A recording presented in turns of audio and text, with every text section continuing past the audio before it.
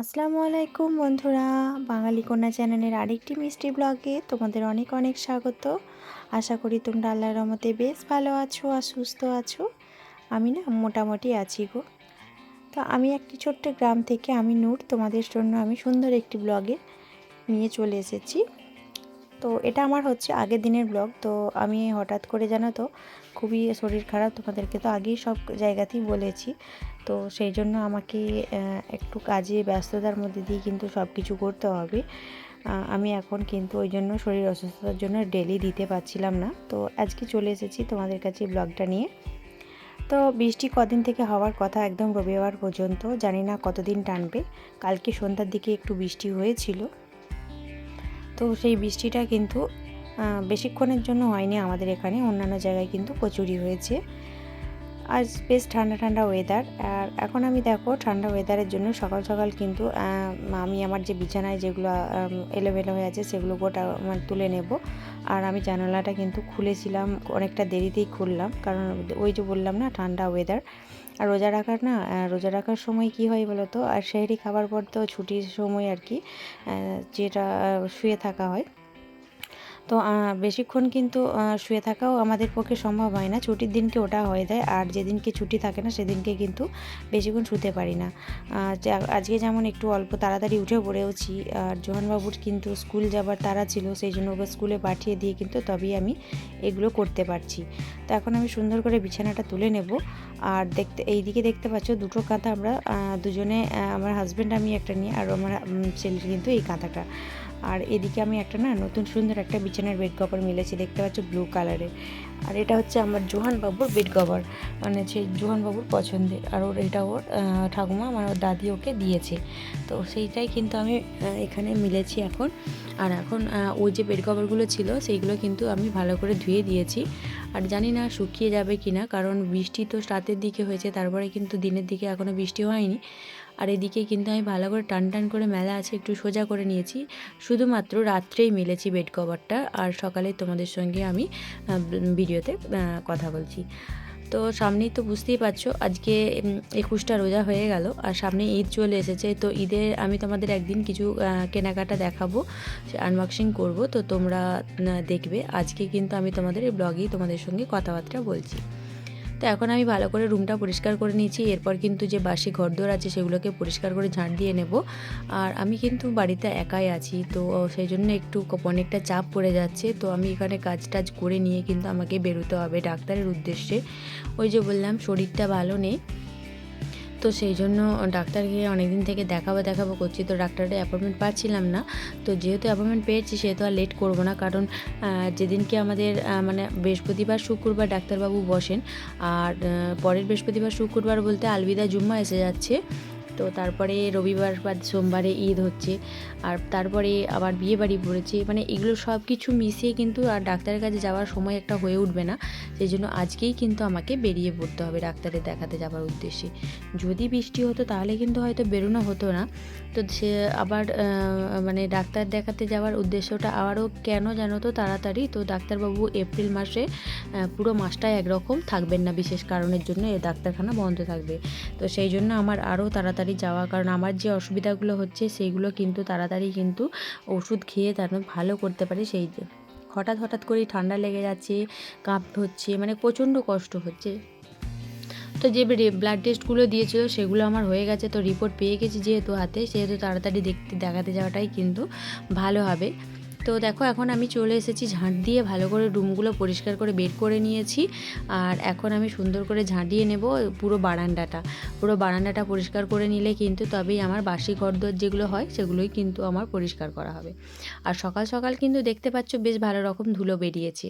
মানে রাত্রের দিকে একবার ঝাঁট দেওয়া হয়, ভোরের দিকে কিন্তু সব খাওয়া দাওয়া হয়েছে। তো আমাদের ডাইনিংয়ে যেহেতু খাওয়া দাওয়া হয়, তো সেহেতু অনেকেরই ধুলো পায়ে, সেই যে ধুলোগুলো থাকে সেইগুলো। আর রোদ যে খুব একটা ভালো বেরিয়েছে দেখতেই পাচ্ছ সেটা কিন্তু নয়, কারণ কাল বৃষ্টি হয়েছে, আজকেও বৃষ্টি হওয়ার সম্ভাবনা আছে। তো কখনো মেঘলা করে যাচ্ছে, কখনো হালকা রোদ বেরোচ্ছে। ঠান্ডা ঠান্ডা কিন্তু বেশ ভালো ওয়েদার, বুঝতেই পারছি না এটা কী কাল, গ্রীষ্মকাল না বর্ষাকাল না শীতকাল, কোন কালে আমরা বাস করছি সেটা কিন্তু বুঝতেই পারছি না। তো যাই বা হয়ে যাক, তোমাদের ওখানে কেমন লাগছে বলো, ওয়েদারটা তোমরা কীরকম কাটাচ্ছ বলো, এনজয় করছো না কষ্ট হচ্ছে, সেগুলো অবশ্যই কমেন্টে জানিও। আর এখন কিন্তু আমার কিন্তু জানো তো, সত্যি কথা বলা বলে কি, আমি যে গ্রামে বাস করি সেখানে বৃষ্টিটা খুবই প্রায় কমই বলতে পারো। তোমরা হয়তো হাসবে শুনলে, কিন্তু আমার পক্ষে আমি যেটা জানি সেটাই তোমাদের সঙ্গে শেয়ার করলাম, যেটা আমাদের হয় আর কি। মানে বৃষ্টিটা খুব কম হয় আমাদের এখানে, মানে সারা জায়গায় সব জায়গাতেই শুনতে পাবো বৃষ্টি হয়েছে, কিন্তু আমাদের ওখানে কিন্তু বৃষ্টিটা কম হয়। তো মানে কালকে রাত্রের দিকে মানে আমাদের বাপের বাড়ির দিকে বা আদার্স যে আশেপাশে এলাকাগুলোতে ভালো বৃষ্টি হয়েছে, আর আমাদের এখানে দেখতে পাচ্ছ তো চারিদিকে তো সবই সাদা শুকনো হয়ে রয়েছে, তাই বৃষ্টিটা খুব একটা হয়নি। তো এখন আমি দেখো আমার ঘরদোর বাড়ি করে পরিষ্কার করা হয়ে গেছে, আর আমি চলে এসেছি উঠোনে। আর উঠোনটা আমি ভালো করে পরিষ্কার করে নিচ্ছি। ওই যে আমার একটা সমস্যা, আমি হেঁট হতে পারি না, আমার কোমরে খুব ব্যথা করে, আমার স্পন্ডলাইটিসের খুব সমস্যা আছে, সেইগুলো সব কিছু মিলিয়ে কিন্তু আমার এই যে দাঁড়িয়ে ঝাঁট দেওয়ার অভ্যাস, এটা কিন্তু আমার বেশ ভালো লাগে, আর আমার কষ্টটাও কম হয়, আমার তাড়াতাড়ি হয়। অনেকের হয়তো কিন্তু অসুবিধা হয়, মানে এই দাঁড়িয়ে ঝাঁট দিতে অনেকের অসুবিধা হয়, মানে এই যে বলে এই লাঠি বাঁধা ঝাঁটায় আমাদের ঝাঁট দেওয়া হয় না, কিন্তু আমাদের অভ্যাস হয়ে গেছে বলে না, আমাদের মনে হয় ওই দাঁড়িয়ে ঝাঁট দেওয়া মানে ছোটো ঝাঁটাগুলোতে মোটেও ঝাঁট দেওয়া যায় না, মানে খুব কষ্ট হয়। তো যাই যেটাই অভ্যস্ত, যেটা অভ্যস্ত। তো আবার অনেকেই জানো তো এটাও আবার বলে তোমাদের এগুলো ন্যাকামো, তো তোমাদের যাদের ন্যাকামো বলে মনে হয় তাদেরকে বলবো, দেখো কষ্ট কিন্তু সবাইয়েরই শরীরে আছে, তোমারও শরীরে আছে, তোমাদেরও আছে, আমাদেরও আছে, যার যেটাই সুবিধা অসুবিধা হয় সেটাই কিন্তু তাতে, মানে আমার এটা অসুবিধা হয় বলে আমি এটা সুবিধা বলে মনে করে নিয়েছি। এখানে কিন্তু দেখো আমি একটু বক করছিলাম আমার শাশুড়ি মায়ের সঙ্গে, কারণ আমার শাশুড়ি মা বেশ কিছু কথা আমার সঙ্গে বলছিল, তো আমি সেখানে একটু দাঁড়িয়ে গিয়েছিলাম ঝাঁটাটা নিয়ে, আর একটু গল্প, মানে সারাদিন তো মুখ বুজে কাজ করা হয়, তো গল্প একটু করতে বেশ ভালোই লাগে, ওই জন্য দাঁড়িয়েই পড়লাম গল্প করার জন্য। আর গল্প করার জন্য দাঁড়িয়ে পড়লাম মানে দেখো একবারে ঝাঁটা নিয়ে এদিক ওদিক করে গল্প করছি, মানে কি বলবো, একদম নড়াচড়া করে হাত দিয়ে ওদিক করে গল্প করছি। তো এখন আমি উঠোনটা ভালো করে ঝাঁট দিয়ে ভালো করে পরিষ্কার পরিচ্ছন্ন করে চলে এলাম তাড়াতাড়ি আমাদের রান্নাঘরে, আর মানে যুদ্ধে লেগে পড়লাম। মানে কী বলতো, যারা রান্না মানে যারা ভাত খাবে, হ্যাঁ তারই মধ্যে বলি আমার দেওরের মানে কাল ভোর থেকে আর কি খাওয়া দাওয়া করার পর থেকে খুব বমি আর পায়খানা হচ্ছে, সেই জন্য ওর জন্য, আর প্লাস বাচ্চাগুলো নয় তো, আমার যার ছেলে বাড়িতে নেই, ওরা বাপের বাড়ি গেছে, আর আমি আছি, আমার ছেলে আছে। আমার যেহেতু শরীর খারাপ, তো তোমাদেরকে বলা হয়নি আমি রোজাটা রাখতে পারছি না, তো সেই জন্য আমার দেওরের আমার ছেলের জন্য রান্না বসিয়ে দিলাম। আর এদিকে চলে এলাম আমার শাশুড়ি মায়ের জন্য একটু হেল্প করতে, মানে এই যে মানে উনুনের যে একটু ছাইগুলোকে বার করে রেখে দিচ্ছি, যাতে রান্না করার সময় উনি একটু সুবিধা হয় ওনার। তো উনুনটাকে একটু বাগাবেন বলছিলেন আমার শাশুড়ি মা, তো ছাইটা পরিষ্কার করে দিলে ওনারও সুবিধা হবে। আর যে ছাইগুলো একটু নরম আমি সেগুলো কিন্তু মানে হাঁড়ির তলায় প্রলেপ দেওয়ার জন্য নিয়ে নিচ্ছি, আর যেগুলো একটু ওর মধ্যে শক্ত, তো সেগুলোকে আমি রেখে দিলাম এখন বাসন কোসন মাজার জন্য। তো এখন আমি ছাইগুলোকে ফেলে দিয়ে চলে এসেছি, এখন আমি পরিষ্কার করে ঝাঁট দিয়ে নেবো রান্নাঘরটা একটু নোংরা হয়ে রয়েছে, মোছামুছিও করে নিতে হবে। দেখো আমি যে ঝাঁটাটায় ঝাঁট দিচ্ছি, এটা কিন্তু ছোট্ট ঝাঁটা ছিল, সেটাতে আবার হাতল লাগানো হয়েছে, মানে একটু দাঁড়িয়ে ঝাঁট দেওয়ার জন্য। মানে কত রকমভাবে দাঁড়িয়ে কাজ করার জন্য কাজ করা হচ্ছে, তবুও কিন্তু আমাদের সমস্যার সমাধান হচ্ছে না। মানে যাই করতে যাচ্ছি তাতেই কিন্তু সমস্যা হয়ে যাচ্ছে, কোমরে লাগা ঘাড়ে লাগা, এত কিছু দাঁড়িয়ে করতে পারছি, তাও কিন্তু কোমরে লাগা ঘাড়ে লাগা যাচ্ছেই না, হাঁটুতে লাগা। তো এখন আমি চলে এসেছি আর এক যুদ্ধে, মানে বাসন কোসন আছে ভোর থেকে, সেগুলোকে মাঝামাঝি করতে হবে, ঘষাঘষি করতে হবে, পরিষ্কার পরিচ্ছন্ন করে নিতে হবে, তাড়াতাড়ি একদম কুইকলি করতে হবে। তো আবার দেখো না, আমি আকাশের দিকে একবার দেখে নিলাম, মানে বেশ মেঘ করে আসছে, মানে যদি বৃষ্টি শুরু হয়ে যায় এরকম পরিস্থিতি আর কি। আর যেহেতু জুম্মা বার ছিল, সেহেতু মানে গোসল টোসল তাড়াতাড়ি জুম্মার আগে সেরে ফেলতে হবে, সেটাও একটা তাড়াতাড়ির কাজ আছে। মানে গোসল টোসল ছাড়া হয়ে গেলে তারপরে কিন্তু আমি সবাইকে খাওয়া দাওয়া করিয়ে বাসন কোসন ধুয়ে দায়ে নিয়ে তারপরে বেরোতে পারবো। বুঝতে পারছো কতটা চাপের মধ্যে দিয়ে সব কিছু করতে হবে। তো ওই জন্য একবার করে আকাশের দিকে দেখছি, এবার বাইরের দিকে দেখছি, কখন কি হয় সেই আর কি পরিস্থিতি। তো এই বাসন কোসনগুলোকে না ধুয়ে রেখে গেলে কিন্তু আমার শাশুড়িমার চাপ হয়ে যাবে, যতটা হেল্প করে রেখে দেওয়া যায় ততটাই ভালো। বয়স্ক মানুষ, তার উপরে ভরসা করে রেখে দিয়ে বেরিয়ে যাওয়াটা ওর কিন্তু একটু রিস্কের ব্যাপার, কারণ আমরা চাই না যে আমরাও যেহেতু মা আমাদের হচ্ছেন, তো আমার মায়ের যাতে কষ্ট না হয় সেটা চেষ্টা করব। তবে আমার যে কষ্টটা হচ্ছে সেটা কাউকে বোঝাতে পারবো না, তোমাদের সঙ্গে একটু শেয়ার করছি।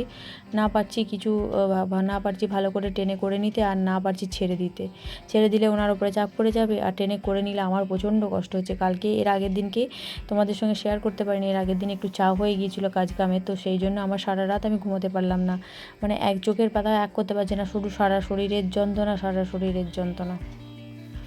তো জানি না এই যন্ত্রণা থেকে কবে মুক্ত পাবো, হয়তো মৃত্যুর পরে। জানি না, তারপর মৃত্যুর পরে আবার কিন্তু আরেক যন্ত্রণা আছে, উপরওয়ালার কাছে কী যে শাস্তি পাবো সেই যন্ত্রণা আছে। তোমাদের সঙ্গে কিন্তু গল্প করতে করতে বেশ সময় কেটে যাচ্ছে বলো। আর তোমাদের আমার ব্লগটা কেমন লাগে অবশ্যই কমেন্টে জানাবে, লাইক শেয়ার করবে বেশি বেশি। আর যারা নতুন হবে তারা কিন্তু আমার চ্যানেলটা সাবস্ক্রাইব করতে ভুলো না, তাহলে কিন্তু আমার যে সুন্দর সুন্দর ব্লগের ভিডিওটা তোমাদের কাছে পৌঁছে যাবে। সাবস্ক্রাইব করে দেবে, ঝপঝপ করে তাড়াতাড়ি তা পৌঁছে যাবে টপ টপ করে।